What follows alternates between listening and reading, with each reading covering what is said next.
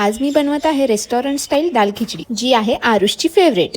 खिचडी बनवण्यासाठी इथे मी पाव कप तांदूळ घेतलेला आहे, अर्धा पाव तुरीची डाळ, अर्धा पाव मसूर डाळ, अर्धा पाव मुगाची डाळ। हे आपल्याला स्वच्छ धुवून घ्यायचे आहे आणि याच्यामध्ये मी एक टोमॅटो ॲड करत आहे। त्यामध्ये आपल्याला ॲड करायचे आहे चवीप्रमाणे मीठ, थोडेसे हिंग, पाव चमचा हळद आणि 1 चमचा धनेपूड। डाळ आणि तांदूळ वाटीने मोजले तर 1 वाटी होत होते, म्हणून मी 3 वाटी पाणी ॲड केलेलं आहे आणि 1 चमचा तूप टाकून आपल्याला याच्या कुकरला 3 शिट्ट्या करून घ्यायच्या आहेत। शिट्ट्या होईपर्यंत इकडे मी फोडणीची तयारी करून घेतली। बघू शकता किती मस्त टेक्स्चर झालेले आहे। आता देऊयात फोडणी। फोडणीसाठी इथे मी 2 चमचे तूप घेतलेलं आहे।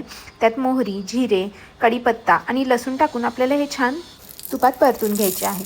लसूण थोडासा लालसर झाला की ही फोडणी आपल्याला आपल्या खिचडीमध्ये घालून घ्यायची आहे।